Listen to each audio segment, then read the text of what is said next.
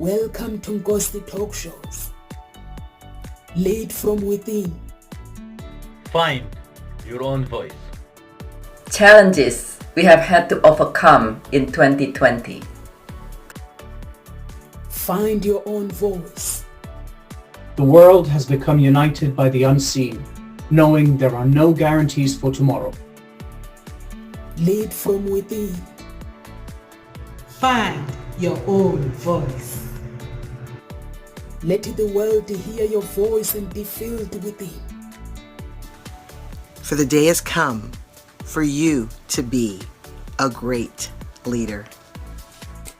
The time has come to break away from the pain, distraction, experience the unthinkable.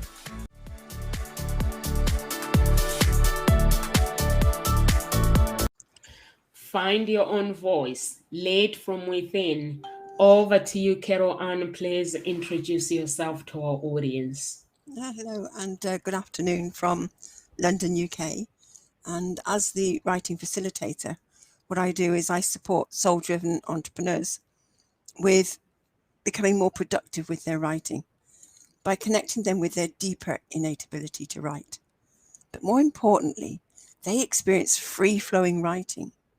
They experience an unlocking of the writer within and getting their book written, getting their story written, because you cannot publish what isn't written. And all of this has come about through my own journey of unlocking the writer within. So I'm Carol Ann, the writing facilitator. So John, would you like to introduce yourself, please? Thank you, Carol Ann. Yes, so I'm John Kenny. I'm the relationship guy. My history of destructive and unhealthy relationships led me to a path where I really wanted to understand the direction I was taking when it came to these choices. Why was I attracting certain type of people and why was I attracted to them? My time as a therapist helped me to understand a lot about my background, but then moving into coaching was really enlightening because it helped me to really understand my story, why I was doing what I was doing. And now I move forward now with people to help them to understand that space for themselves. So your relationships have a massive impact on all areas of your life. So if you're not living the best relationships, then your quality of life will never be as good as it could be, and you'll never be the best version of yourself possible. So helping people to understand that within themselves, what drives them forward as far as their relationships are concerned, and how to attract healthy, intimate relationships into their lives is what I do now as a relationship guy. Thank you very much. I'm looking forward to the talk today. Thank you so much. Thank you so much, John. So the topic today is how do you comfort a grieving man? And how do men grieve differently? Basically, women grieve differently from men, and men grieve differently as well. But I would like to hear from Carol Ann, because you actually chose this topic, and I would like to hear why you chose this topic, because I know men, when a man is grieving, it's a nightmare. The feeling of sadness, anger, guilty, fear it's too much to bear. When they have a cold, basically they are your worst nightmare, but the grieving is worse. Yeah, it is completely different, men and women, and I think it's something that's important to understand, because that can impact your relationship, and it can either, if you can understand and work together with it, that can strengthen you going forwards, or it can completely destroy it.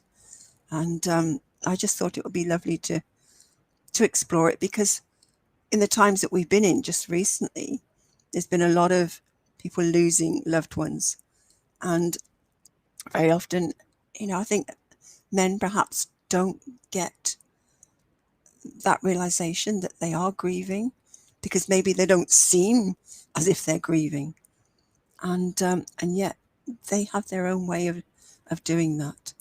And so it is important to understand it. And how can you be with that, you know, because us as women, we do grieve differently and we react to loss in a different way. Yeah, I just thought it would be lovely to explore it. And maybe there's some things that we can share that will help some of our listeners to move forward or to be more comfortable with their own way of grieving, because there is no right or wrong. Grief is complex, it's emotional, and the way you grieve is the way you grieve. The important thing is that you do allow yourself to grieve, and you get to know how you grieve in your own way and to be with that, and how your partner is grieving. So yeah, what are your takes on this, John? I'm intrigued to hear. Yeah, I'll be very interested to also ask you a question first. And what do you think the difference is between when a woman might grieve and when a man might grieve? I think a woman is more out and with their emotions and more wanting to talk it through with a friend, but to actually let their emotions be shown.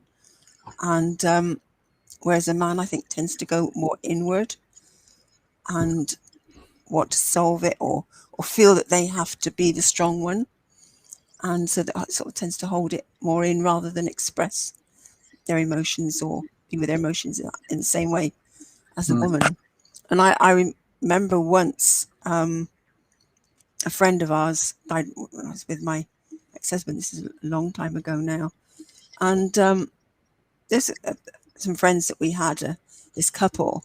And okay, we hadn't seen them in a long while, but the wife died, and I was just on the settee, and I was in tears. I was upset, and all I got was, "I don't know why you're crying. We don't see them very often." So you know, it's like, excuse me, and I suddenly felt wrong in that moment. It's like, well, oh yeah, we don't see them, but why am I feeling this way, and why am I crying? And it's not until I've done all this work now myself and got to know myself that I realized that was how I dealt with it. I realized okay, yes, we didn't see them that often, hadn't seen them in a long while.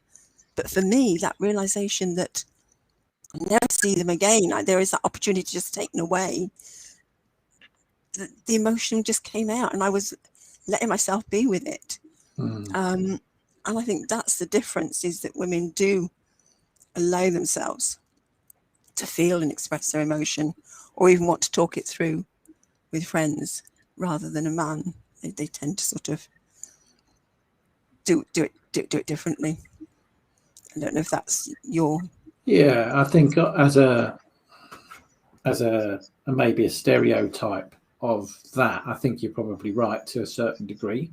I think it would depend on how people have experienced grief and loss in the past and what that means to them. I think you made a very good point there, that loss, grief has been massive, isn't it, over the last 18 months or so since the pandemic started, how many people have died through the pandemic. And it's a daily thing, isn't it, that, you know, we get these reports of deaths every day now.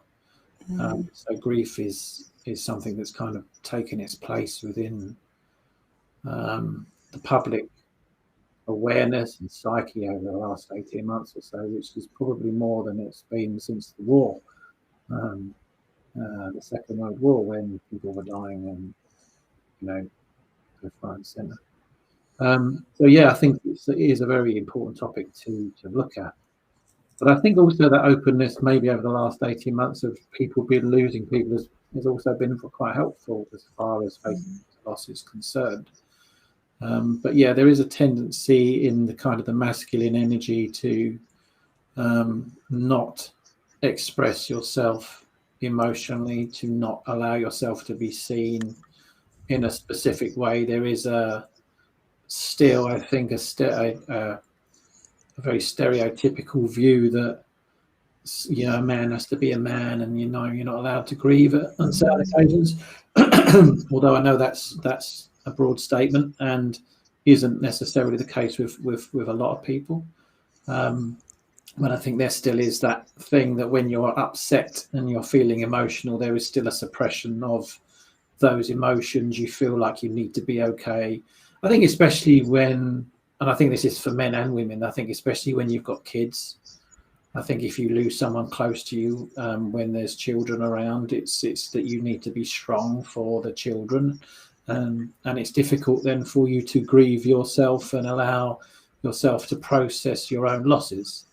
And it depends what your support network is around you in that case. And I think it's important that people know that they need to go through the process of grief in order to be able to manage it as best as they possibly can, and not to put your own feelings to one side and suppress how you're really feeling to kind of try and manage yourself, but actually maybe what you're trying to do to help other people. I think there's so many complicated things around loss, and depending what your role is in it, I mean, if you lose a parent or a spouse or whatever it might be, you might be the one that's responsible for their estate and things like that, and therefore again it can be quite difficult for you to grieve because you're taken up in this other space where you need to be practical and you need to get on with things, and you may even don't feel like you're allowed to be sad and express yourself because of that. Again, if you don't have a supportive network around you of people that allow you to be free with your emotions, if you have an expectation placed upon you by yourself or others that you need to be strong and you need to get through this, and it is quite a complicated topic. But I think you're right as well that men are more avoidant than women when it comes to emotions. When it comes to attachment style, which is one of my favorite topics to talk about when it comes to relationships, the majority of people that are avoidant are men. So they find it difficult to connect emotionally with other people and with themselves because it's just not something that they feel comfortable doing. There's a vulnerability to it, which maybe leaves them feeling unsafe and insecure.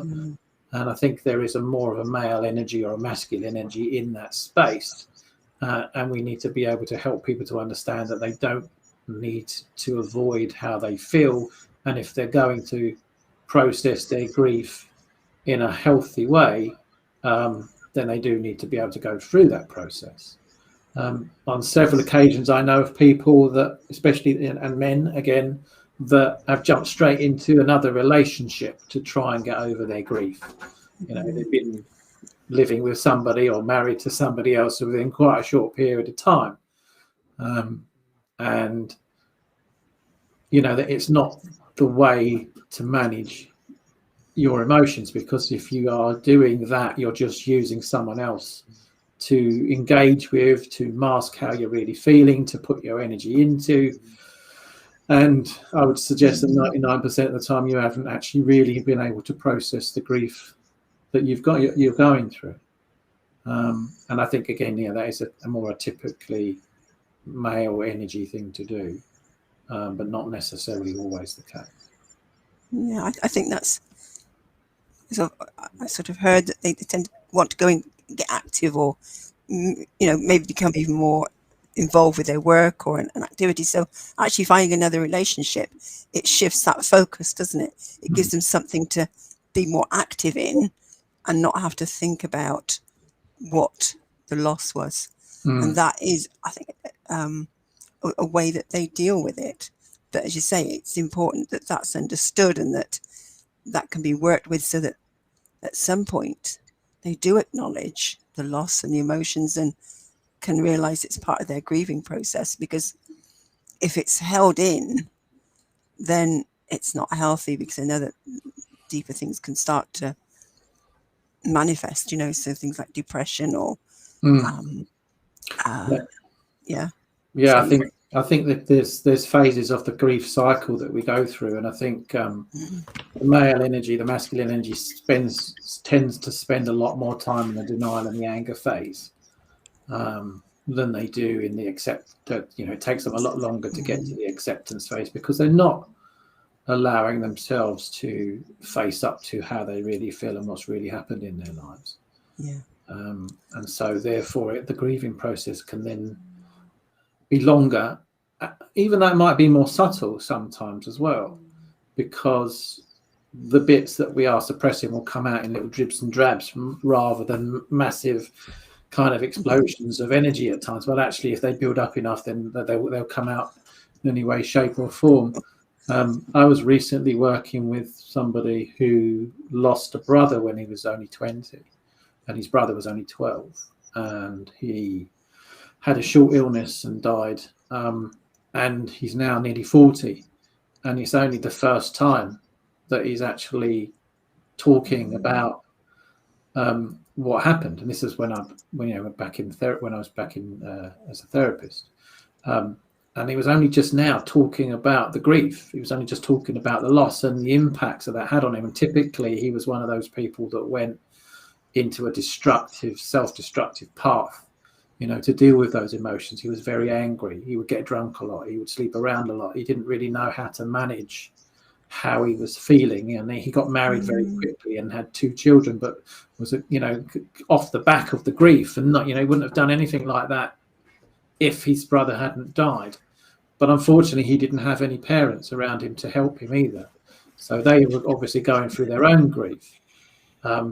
But his mum tried to kill herself, and his dad sort of ran away to the other side of the world, and there were lots of different things which stopped him from, but you can see that in his case it was his mum. His mum couldn't deal with it, as he wasn't able to face such. She had 2 other children in her life, but was quite a victim by this, and felt very sorry for herself, and you can understand that under the circumstances, but forgot that she had 2 other children in her life that needed her at the same time, and they could have come together in their grief, but unfortunately the way that their family functioned, they separated in their grief, and he had no one there to support him. He stepped into that role of trying to help everybody, but when his dad sodded off, and then when his mum tried to kill herself, he was like, what can I do with all of this stuff? So he was dealing with his brother's loss, and he was dealing with his dad's disappearance, and he was dealing with his mum trying to kill herself, and all of that stuff led him to kind of really go into himself and massively self-destructive behavior. That sounds too much. Yeah, I mean, it was awful. That sounds awful for the poor boy. Yeah, tragic. For Well, I would say poor boy. I think that's just, and it does sound really, it's very deep and a lot being experienced there. But I think it's also recognizing that it's his journey, and whatever he is here to learn in this life, then that's part of his journey. I think the main thing is to help them through, rather than making it wrong or making it something that's awful. It is what it is, and it's helping them to then accept where they're at and just hold that space for them, and seeing them come through the other end, and that they're already whole, healed and complete, so that it allows them to come through it without making it wrong. And I mean, that's my way of thinking now, because in that way you help them to actually go through it, I think, more easily, or say easily. It's just, but you need that support around you, don't you, to be able to know that it's okay for you to do that. I mean, he's still dealing with the experience that he then went through after the death, because the person that he became in dealing with this emotion was a person he wasn't before the loss. A lot, it's a very deep story, a lot more self-esteem, self-confidence, self-worth issues anyway. But to be discarded then and left to deal with this on his own led to some very destructive behaviors thereafter, to deal with his loss. And 20 years later, he's still trying to figure out how to forgive himself for the person that he became in dealing with that loss. So it's massively important that as human beings, not just as men, that we have the people around us that are going to help us through that, and that we are aware of our own emotions and our own space, what we're going through. and seeking out the help if it's not there. Again, when I was talking to this guy, he was like, he wished that he'd had a therapist at that time, not necessarily just to help him through the loss, but just someone there for him. And if you haven't got someone there for you when you are experiencing grief, then there are plenty of things and organizations and people out there that can sit with you to help you through it. It may not necessarily be your first option, and it may not necessarily be the people that you want to be there, because generally when we go through loss, it's our loved ones that give us the comfort and the support that we would turn to, that we're looking for. But there are people, there is always help there if you need it. Yeah, I think it is very, very important. Like this person that you are describing, if anyone has ever go through that, basically grief can make you or it can destroy you. Because sometimes, like what you're saying during the story, sometimes if grief is within the family, it can separate the family. When it comes to a man, many, like Carol Anno was saying, they don't know how to deal with grief because it hiding the feelings. And because those feelings, you need to release them. You need to cry if you feel that you want to cry. But many don't feel that way. They can either blame themselves, even if there was nothing they can do to help the other person, or they can either get into alcohol or maybe sleeping around, like what you were saying, as a comfort, or basically drugs. And women is easy. Not every woman is like that. Some women, they do the same thing that men do, like doing exactly the same thing that men do. But there are some women that basically will women up. There are some men that basically will men up. Like when my daughter's grandfather died, her dad, she walked in our house and he was like in tears, crying, and I just said to him, "Come in and sit down." He was basically crying because he lost his mom, and then he lost his dad in a short space of time. So I could see him crying, but he was able to talk about the feelings. By his sister, on the other hand, she was a different story. She did not want to talk about anything. She did not want to sell the house. She wanted to hold on to the house. She wanted to hold on, even getting rid of the things in the house. She wanted to hold on because that's all she had. Her parents are gone. So she was doing completely the opposite. Men were like wanting to get things done, and they wanted to solve the problems. They wanted to sell the house, their brothers, and sort things out, even if that house was actually had the bills that has to be paid, while she didn't want to sell the house, but she couldn't let it go. So you could see the different, that these were two people that were dealing with the situation. But those boys, I think they'd accepted, they grieved properly, accepted the death of their father, and they wanted to let it go now. But she hadn't. She was still holding on. So that's why it's very important, like John and Carol Anna saying, to find help. If you are struggling, straight away get help. At the doctors, you can find help for free. You can find counseling for free, or you can just find counseling somebody and pay and go and get help. If you are struggling, or family members, you'll be surprised how talking about, if you find somebody who is good, who is a good listener, who is not going to judge you, who's going to let you grieve the way you want, not trying to control your grieving, you'll be surprised at how much it helps. I think maybe it's there's an important point, but whether it's you're going to talk about it or not, it's being with somebody who is happy to be in silence. Yeah. Because if you don't want to talk about it, just having somebody with you is very comforting, and that person not needing to talk. It's just that support. And I think very often people don't, women especially, don't know how to support a man who's grieving when they go inward. It's like, how do we do that? And I think that the best thing is just to let them know you're there, because then it is knowing that support. And maybe that gentleman's friends didn't know how to support him in that grief. Your friends very often, they sort of withdraw. It's like, we don't know how to deal with this, and that's what gets withdrawn, and that's the most difficult thing. So it's not really about what you say, although there are some things, that are better said than not, and there are some things you just really shouldn't say, because it doesn't help. But just being there, maybe just letting them know, I'm here, I'm just a phone call away, and maybe just checking in on them every now and again, or especially when there's certain significant times of the year that have come up, just dropping them a note or just touching base with them, just so that they know there's that support. But I found this this quote here by somebody called Alan D. Wolfelt, and he said that helping a friend in grief is a difficult task.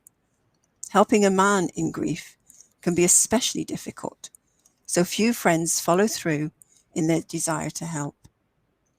I encourage you to stand by your friend during this painful time. Your ongoing presence, patience, and support will help him more than you will ever know. And I think that's the key thing, is that sometimes we need to know that we're helping.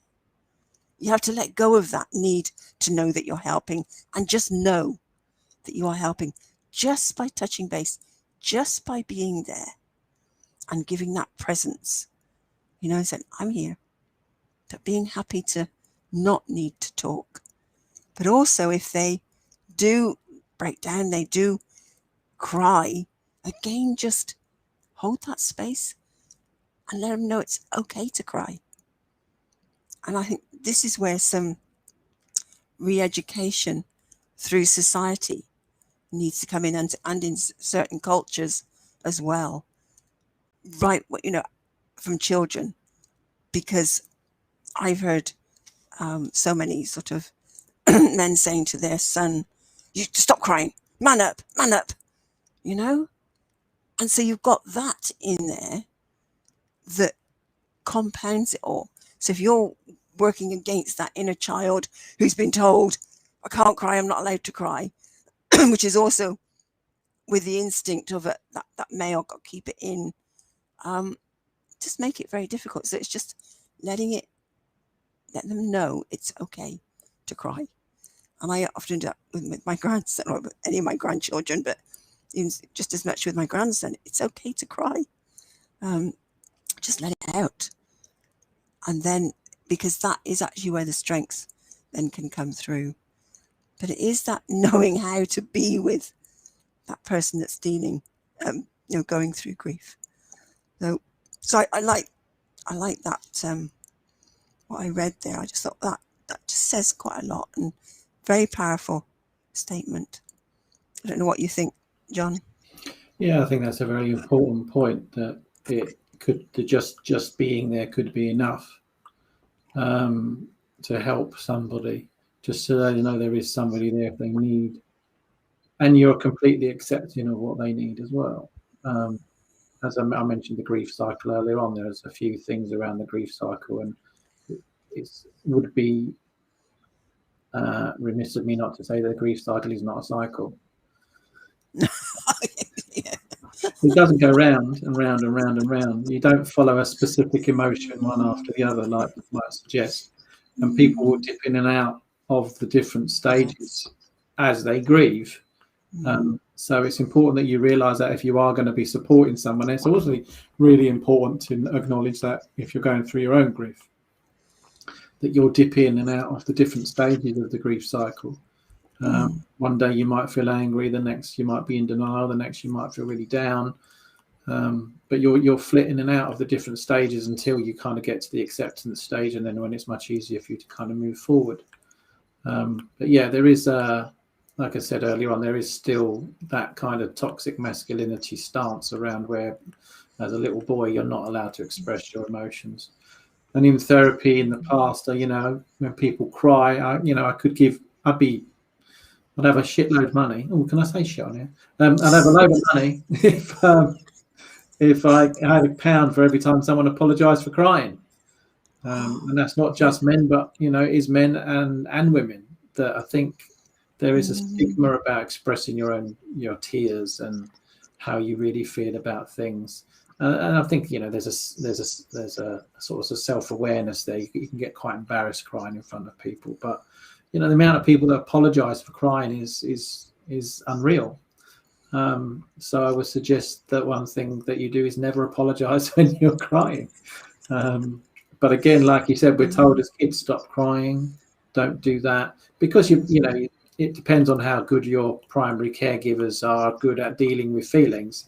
If they're not really any good at dealing with your negative emotions, then you're going to grow up believing that negative emotions are bad, as you said, Carol-Anne, and that only to be in a good mood is the only way you're allowed to be. So when you are in a difficult space, you feel very uncomfortable, because you think the people around you are going to be very uncomfortable. But again, I think, as a support for someone that's grieving, is that you make sure this person knows that they can be whoever and whatever they need to be in their grief. And you're there in that space with them, with whatever they need to help them through it. Absolutely. And I like what you said about it not being cyclical. Yeah. And it certainly isn't linear either. It's, you know, it's not, as you say, one doesn't follow the other. It can hit you at any time. Something just happens and it's like, boom, you suddenly feel this grief. And I know that even with my parents gone, and I've done a lot of deep grieving and processing that, there are times when something just hits me and it's like, oh, and out it comes again, you know, and it's like, okay. And at the first it's like, oh, where's this? It's fine. Just be with it. It's here. And recognizing it's just another level of grief, another aspect of it that just wants to come out and be expressed. But yes, you know, and it can go on for years, you know. Well, you know, I read a quote, and I can't remember exactly what it was a while ago, and it said that the pain of loss never stops; it just changes. That's nice. Yeah. So, you know, I mean, like you said about your parents, it's something that you will never perhaps stop being sad about.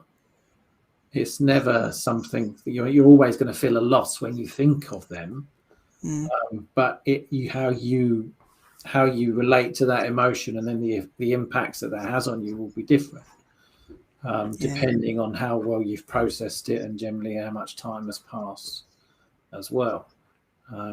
So yeah, I think that's an important thing to remember, as well as you grieve, that loss is always there.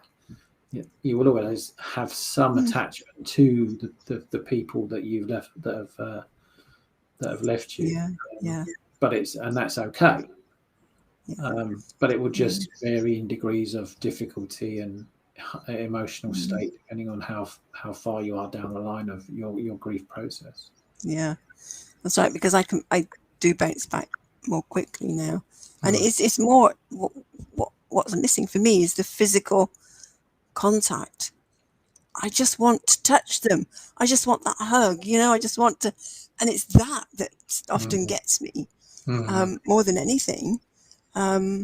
Because I do have a deep knowing that I'm connected in a deeper way, and there is that connection. I know that they're now together spiritually, and there is that deep level of peace in that connection and direction, and they have an even deeper knowing of what the work is that I do, because when they were here they kept saying, oh, don't know what it is you do, but we just know it works, and they would let me work with them, and it was so beautiful. But now I really have that, especially when my dad went, and not long after he'd gone, I was in a dance class where you just dance with the music and let your body express what's there, and I suddenly just got my dad is in a place where he understands.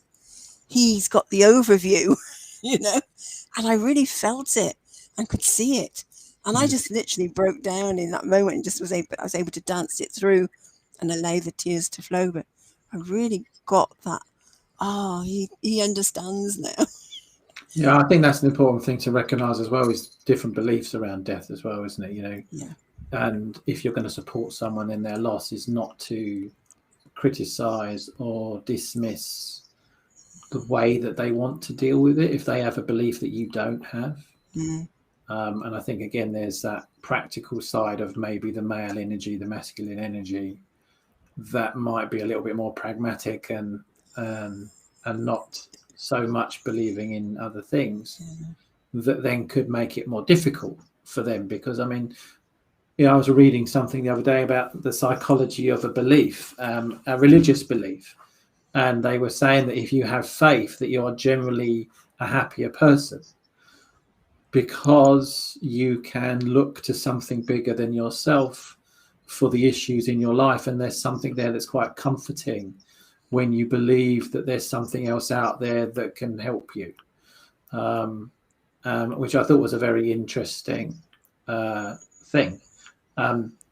And that having that kind of bigger overview and sort of saying that, you know, there is a different life out there. Let me just, my cat's about to get in the way. I'm just going to bring her out of the way. There is a different thing out there, a bigger thing out there that, you know, and if someone else has a different belief to you, then it's important that you support them in their belief, because that's going to help them through a difficult time that you might not quite understand or agree with, but it's not your place to disagree with what helps them through the process. Absolutely. Absolutely.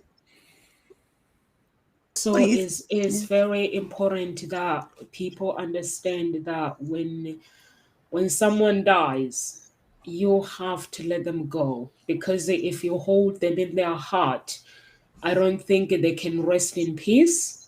I think it's very, very important when somebody dies, basically, as a Christian, like, this is what I learned from the Bible, that you accept that death and gradually let go of every attachment that you had with that person, and let go of the places and place that you visited with that person, but not just wanting to forget, but releasing their energy. Because if you are holding on, that means that energy is not free to go. And I remember my friend, she was grieving, lost her mom, but when she was hurt, really, really hurt, that because for me, the mother that I know, it was the mother that she was talking to me about. Like, her mom, they were very close, but when she died, instead of us talking about the grief, we were talking about the blame. So so I said to her, because mind can make things up, because I know that she's very, very close to her mom. And I said to her, don't you think that you need to stay focused on the grieving? Let's stay focused on the grieving, on what you are going through. Because now the blame, it means you are hurting inside. So focus on the hurting. Why are you hurting? And then they focus on the grieving. Stay focused. And then she disappeared for a few weeks, and I was like checking, are you okay? Are you okay? Are you okay? But then when she comes back, it was, like the memory, like what she's talking about. Now she's talking about the actually death of losing her mom, not about the blame, what she didn't do, what she did wrong, what she did right. So now she was facing the grieving. So for me, basically showed me that when you lose somebody, basically it's very, very important to actually look at what you have lost and also celebrate your life. Sometimes, unfortunately, some people might have bad memories with that person. Some people might have good memories. but you have to embrace that person and let them go.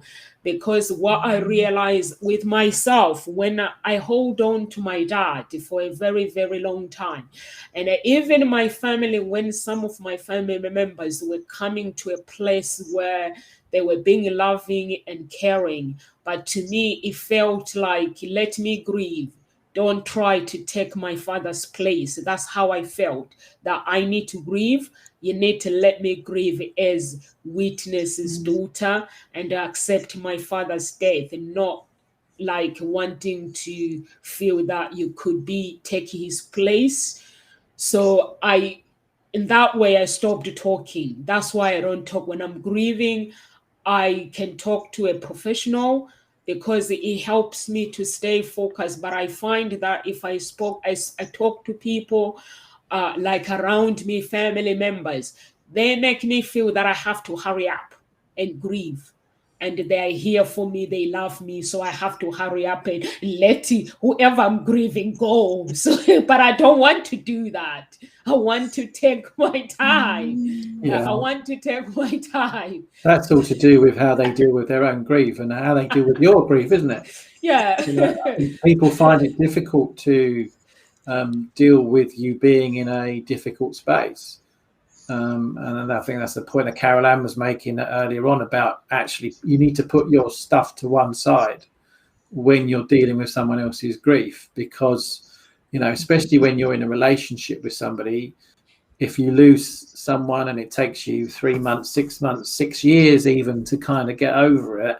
I mean, 6 years is, you know, a long time, and I would say you're stuck in a phase of grief if it is taking you that long. But after a few months, after even sometimes a few weeks, people find that they can't deal with what you're going through any longer, and they want you to hurry up in your grief process because they don't know how to deal with what you're going through, and they just want you to be okay, or actually they want themselves to be okay.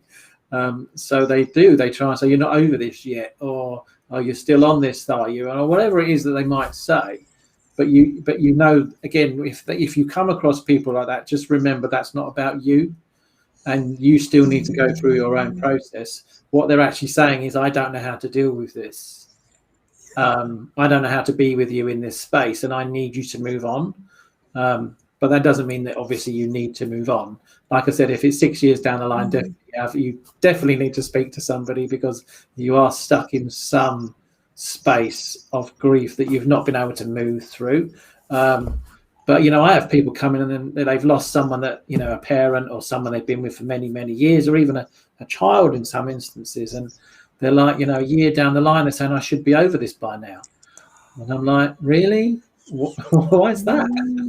You know, you're not going to be over it by now. Your pain might be different at that point. If it's not, again, like I said, that's something that means you're maybe stuck in a certain space. But, you know, you're not going to be over something that's maybe so meaningful to you in that space of time. And everybody will grieve at their own pace. We're talking about, you know, the masculine energy, the males that maybe take a bit longer because they suppress the emotions and aren't able to express themselves and don't deal with their grief in a healthy and meaningful way. So if someone is trying to get you to move on at a pace which isn't comfortable for you, then it's okay for you to go, actually, that's not about me, that's about them. If they can't manage it, who can I turn to now? Who can I be with? What space do I need to create? Maybe with somebody else that's going to help me through this. I think something from what you've said there, the important thing is that you being able to communicate to the other person what your needs are. And that is a skill that I think many of us don't have, especially around grief. So it's being able to identify and know what is going on for you and be able to say that and say what your needs are. And if you're still wanting more time, then say that's where you're at. But maybe it's in having that conversation and understanding where the other person's at, so you can come to some agreement. You know, it's about learning to support without, needing to change the other person. And it is that acceptance of the way they're doing it. But again, it's communication. And I think that's where everything breaks down. Very often we're not great communicators. We're not great listeners, and we're not great communicators, and we're not able to stay with, well, look, no, you're not quite understanding what I'm saying. This is what I meant. But if you, as on the receiving end, can say, well, this is what I heard you to say, is a different way from saying you said this. You can get a different response, because if you own that this is what you heard, you're not saying the person actually said it, and it opens up the way for the conversation to be listened to in a different way, because it allows for the person to come back and say, well, no, this is what I said, and this is how I'd like to perhaps be dealt with, as I'm going through this grief I'm going through. I think it's the most important conversation there probably to have is the one with yourself, first of all. That's a good one. Because, I mean, how often do you actually really know what you need? Absolutely. And when it comes to grief, especially, you could be so lost in your own feelings and emotions, and you might not even recognize what it is you need from someone else as well. So if you are able to do that, is to have that conversation with yourself, so you can then express to somebody else the kind of support and help that you might want from them.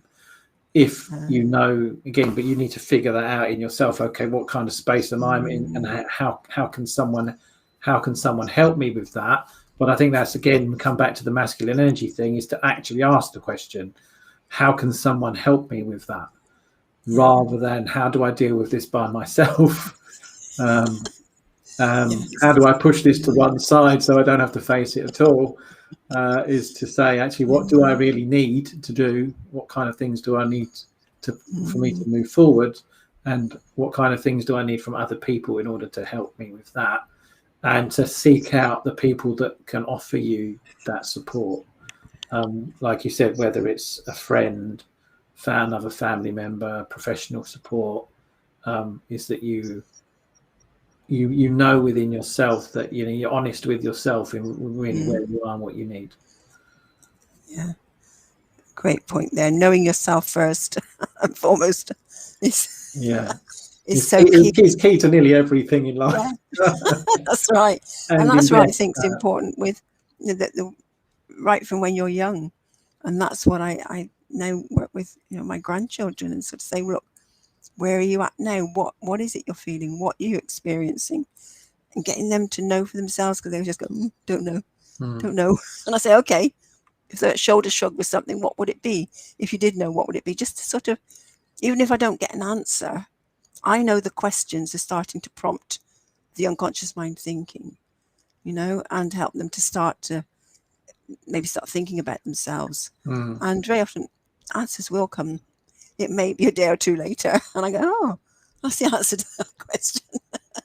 It pops out, Yeah. But it is really important, and I think that's something key for us to sort of shift our paradigm of learning and help.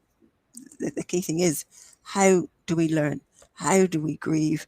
How do we process emotions? It's really important, because once you understand that, you then can stop making yourself wrong, and you can stand in, well, look, this isn't how I do it, and you're making me do it, this way. You're saying I should. Well, there is no should. There is just, and this is how I do it. And know that it isn't wrong. And it's being able to, once you know yourself and be able to stand in that way, that is really powerful. But and I know it's something that's taken me all these years to be able to do, and it's only through working on myself and doing all this work and getting to know me and how I work, and actually get to know my emotions and be able to own them and label them, give them a word, and just be with them. It's that's been a huge, great journey that I've found has been very, very powerful, and have the language and be able to then have the conversations and be able to face up to those conversations.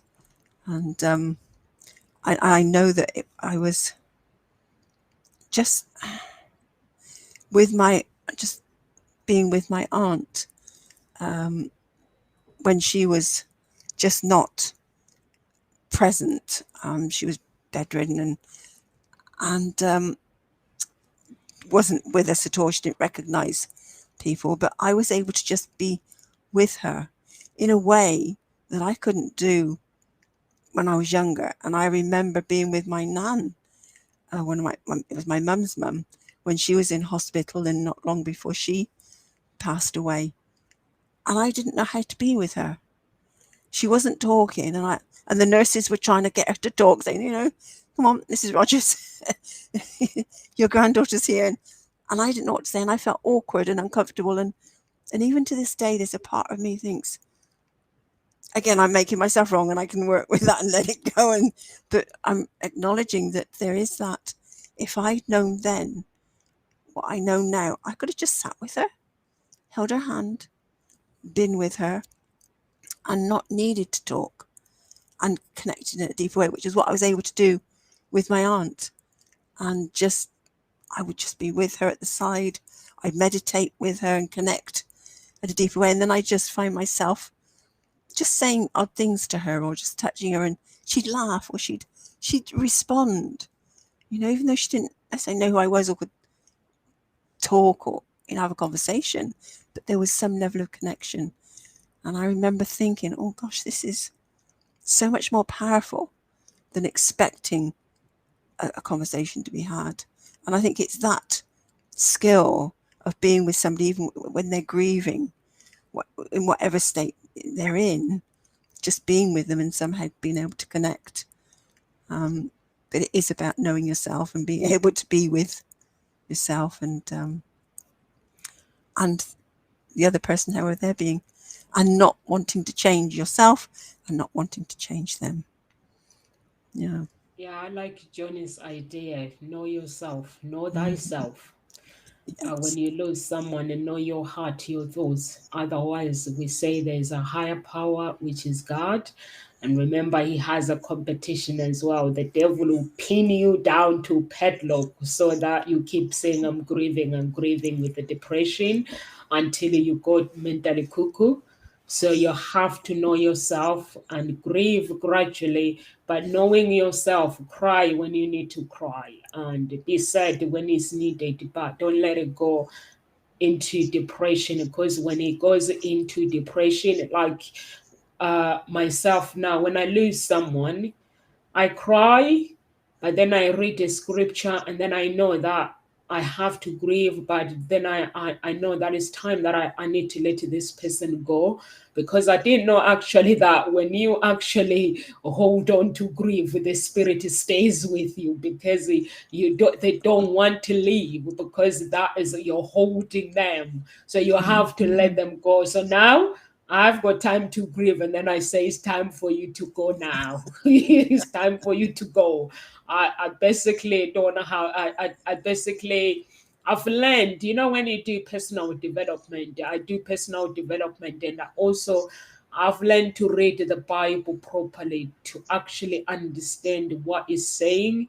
Before, actually, I think I used to read for the sake of reading, but when somebody speaks, I actually learned to take the advice of that, what is being said, and just put it in there. So when you're grieving, you just let it go, because when you if somebody take their own life, like let's say you have a family member, they take their own life, no one has a right. Basically, in heaven, the blood speaks more than anything else. So if somebody takes their own life, they go straight to hell because it's a murder. So you have to let them go as well and ask for forgiveness. So those are the things that I didn't know, that if somebody dies, if they die, whatever they die, I have to ask for forgiveness, whatever they've done, and let them go and release that soul to go and wherever rest. Otherwise, they'll be on earth giving me hell. Just end up being depressed. Honestly, you have to let them go. If you are listening, just let them go. Yeah, you need to be aware of depression is a natural state when it comes to loss. It's called situational depression. And it's generally related to some kind of trauma that we go through. So part of the grieving process, depression is a natural state. If it's part of the process that you go through, not everybody does go through it. So could you be mindful of that you might feel depressed? And again, it needs to be taken very seriously because it can lead to a highly responsive reaction to how you're feeling. So there are people that then do end up killing themselves because they're not able to deal with the depression that they get from the loss that they've experienced.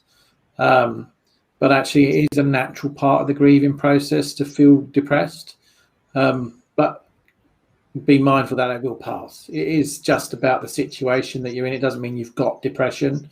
It doesn't mean you're a depressed person. It just means that the trauma that you've experienced is very sad, and you will feel very low, and you're very drained, and you might even feel a bit nothingy at times because the pain is so in depth. So just be mindful of that actually you may go through situational depression when it comes to loss. Sure. And it's okay, so long as you're not there for too long. Don't stay too long. Visit the depression and then get out.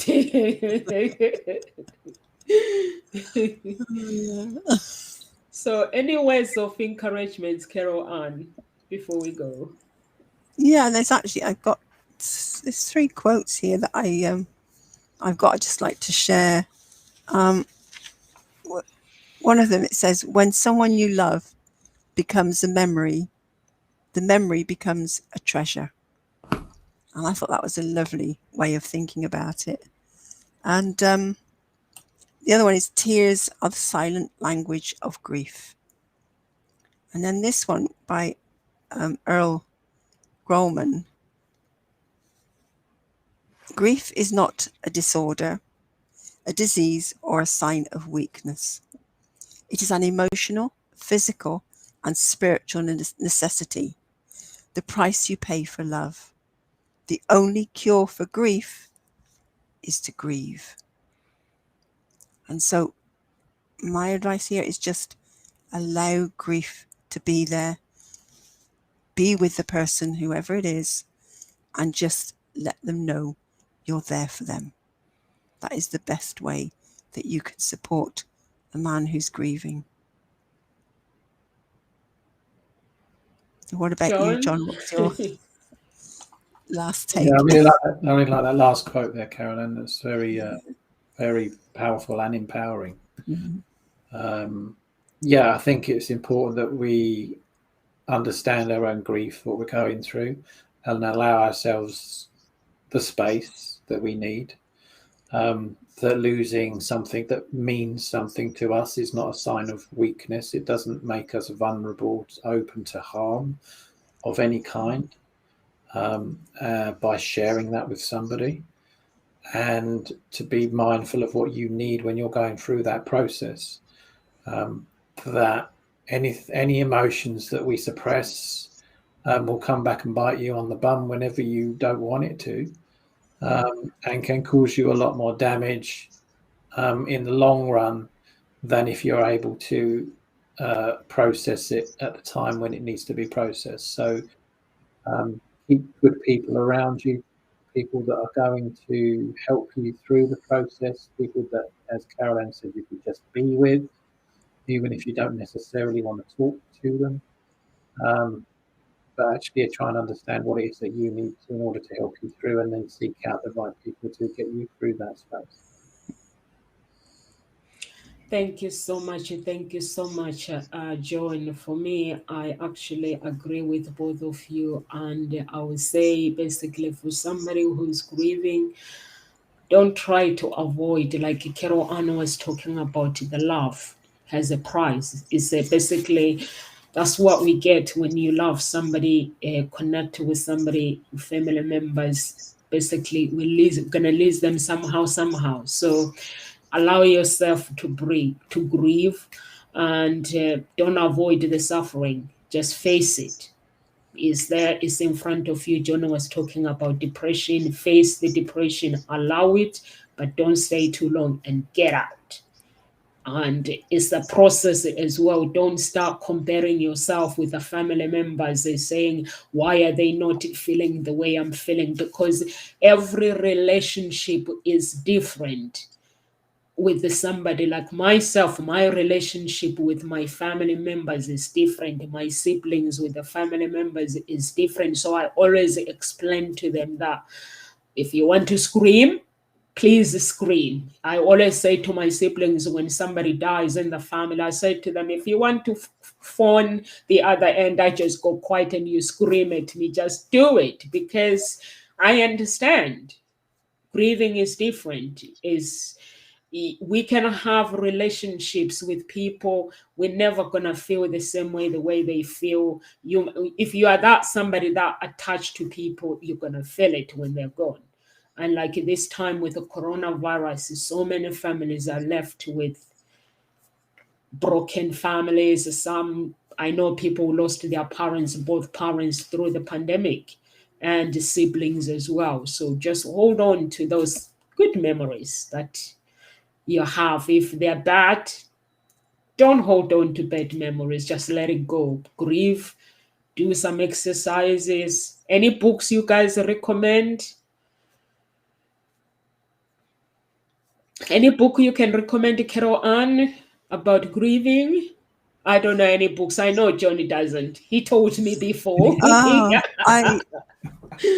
on, let's see if I have got one on my shelf. Okay. Let me have a look.